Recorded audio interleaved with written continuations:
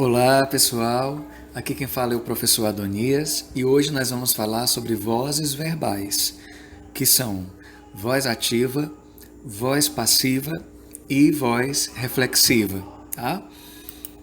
Bem, para começar, vamos entender o que é a voz ativa e o que é a voz passiva e a diferença entre elas. A voz ativa é quando o fato que está sendo expresso pelo verbo é praticado pelo sujeito da oração. Ou seja, nós temos uma oração, temos o sujeito, e esse sujeito é que realizou a ação. Ok? Vamos aos exemplos.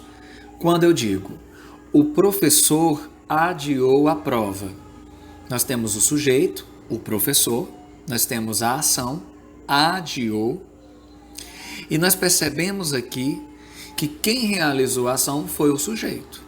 A prova aqui, nessa oração, é apenas um objeto. O objeto é aquele termo da oração que sofre a ação. Então, a prova que sofre a ação de ser adiada. Então, aqui a prova é um objeto direto. Por que direto? Porque entre o verbo adiou e o objeto, a prova, não tem nenhuma preposição necessária aí para fazer essa conexão, para fazer esse ligamento entre o verbo e o objeto direto. Na segunda oração, o aluno resolveu os exercícios. Nós percebemos que o sujeito é o aluno, nós temos a ação, resolveu, e nós temos o objeto, os exercícios. Então, o aluno, sujeito, o verbo resolveu aqui, a gente percebe que é uma ação que foi realizada pelo sujeito, no caso, o aluno, e os exercícios aqui são objeto direto, porque sofrem a ação causada pelo sujeito, e esse objeto, os exercícios, é direto porque está conectado ao verbo também sem intervenção de nenhuma preposição. Muito bem.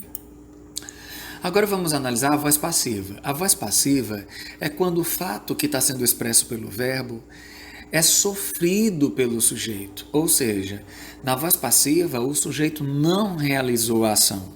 Pelo contrário, o sujeito sofreu a ação. Vamos aos exemplos. Quando eu digo, a prova foi adiada pelo professor, nós temos o sujeito, a prova, nós temos aí o verbo foi adiada, e nós percebemos que o sujeito aqui, a prova, não realizou ação alguma. A prova, pelo contrário, sofreu a ação. E por quem foi realizada a ação? Pelo professor. Então, o professor que lá na voz ativa, no exemplo acima, era o sujeito realizando a ação, aqui ele continua realizando a ação, mas já não é mais o sujeito. O sujeito é a prova e a prova está sofrendo a ação. Na segunda frase, que temos como exemplo, nós temos os exercícios foram resolvidos pelo aluno. Nós temos os exercícios, sujeito, temos aí a ação, foram resolvidos, e nós percebemos que aqui o sujeito, os exercícios, está sofrendo a ação, não está realizando a ação. A ação foi realizada pelo aluno, e o aluno aqui não é o sujeito da oração. Então, nós dizemos que nesse momento aqui, o pelo aluno é um agente da passiva, ou seja, é um agente porque ele que agiu, e ele é da passiva porque está dentro da oração na voz passiva. Então, nós dizemos que é um agente da passiva. Assim como também na frase, a prova foi adiada pelo professor, nós temos o sujeito, a prova, temos a ação, o verbo, foi adiada, e nós temos o agente da passiva, aquele que agiu pelo professor. Então, pelo professor aqui é o agente da passiva. Ok? Vamos aqui a algumas observações importantes. Primeira observação importante. O objeto direto da voz ativa, ele acaba se tornando o sujeito da oração na voz passiva. Por isso, somente os verbos transitivos diretos Ou seja, os verbos que pedem objeto direto admitem a transformação da voz ativa para a voz passiva. Vamos ver um exemplo? Quando eu digo o professor adiou a prova, essa oração ela está na voz ativa. Nós temos o professor, sujeito, que realizou a ação, ele adiou, e temos a prova, que é um objeto direto, que está conectado ao verbo sem nenhuma preposição aí intervindo. Agora, se nós fôssemos transformar essa oração na voz passiva, nós teríamos a prova foi adiada pelo professor. Né? Então, quando nós dizemos a prova foi adiada pelo professor, nós percebemos que agora o sujeito é a prova. Mas lá na voz ativa, a prova era objeto direto. Então, o objeto direto da voz ativa acaba se tornando o sujeito da voz passiva. Ok? Veja só, a prova mudou de posição, se deslocou para o início da oração da voz passiva para se tornar o sujeito. E também o professor, que era sujeito na voz ativa, ele agora na voz passiva ele vai lá para o final da oração e aqui o sujeito da voz ativa passa a ser o agente da passiva, né? Porque ele está na oração que está com a voz passiva. Ok? Agora nós vamos ver que existem dois tipos de voz passiva. Voz passiva analítica e voz passiva sintética.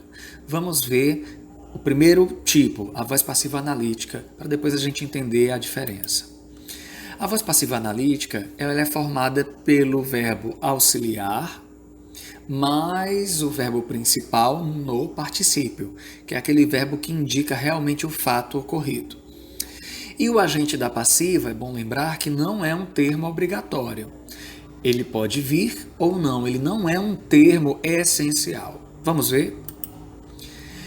Nos seguintes exemplos, nós temos os livros foram lidos pelo aluno. Essa oração está na voz passiva. Nós temos os livros, que aqui é sujeito da oração, mas os livros não realizam ação alguma. Os livros estão aqui sofrendo a ação.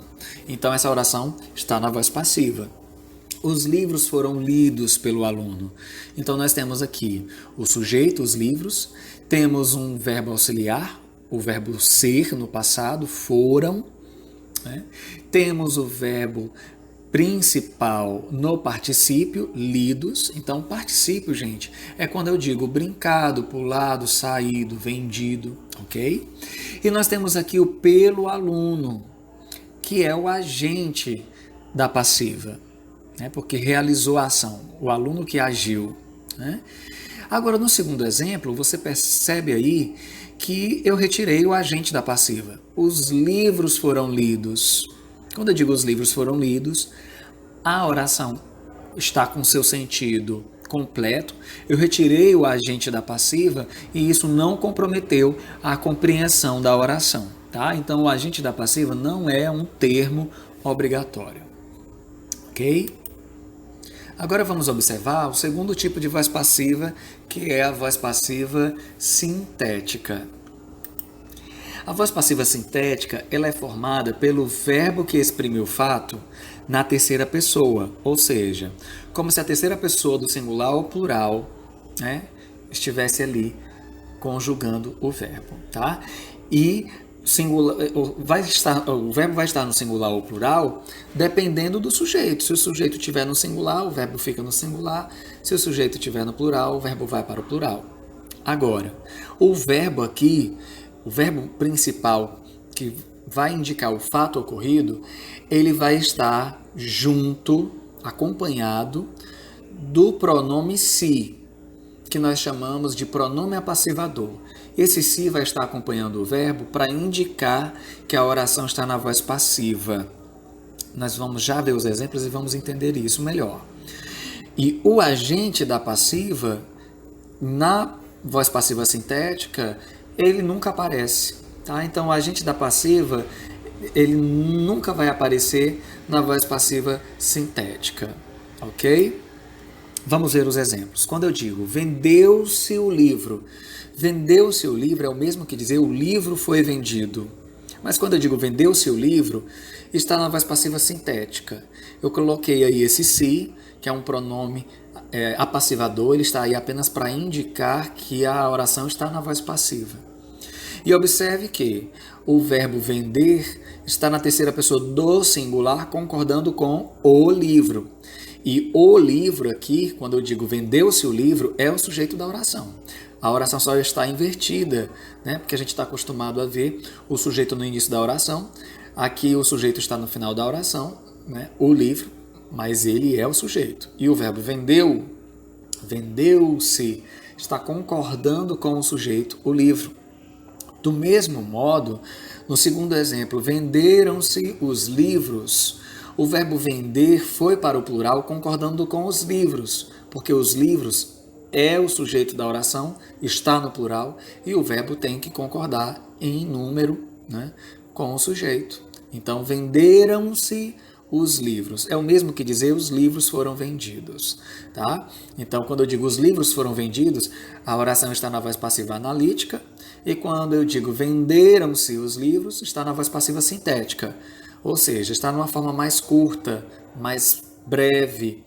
Né? Então, observe que quando eu digo venderam-se os livros ou vendeu-se o livro, não aparece de forma alguma o agente da passiva, ok? Agora nós vamos ver um outro tipo de voz, né? Nós já vimos a voz ativa, vimos a voz passiva, que pode ser analítica ou sintética, e agora nós vamos ver a voz reflexiva. A voz reflexiva é quando o fato expresso pelo verbo é praticado e sofrido pelo sujeito. Ou seja, o sujeito ele é agente e paciente ao mesmo tempo. Ele faz a ação e ele sofre a ação ao mesmo tempo. Vamos ver os exemplos.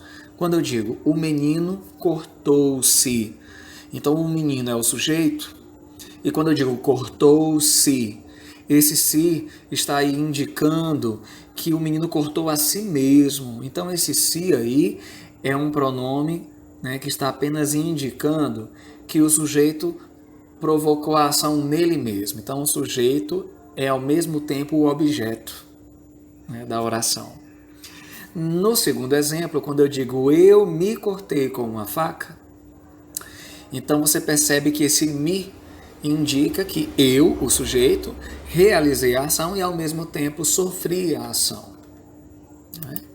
Então, a observação importante aqui na voz reflexiva é que esses verbos, né, que são utilizados na voz reflexiva, eles são chamados de verbos reflexivos.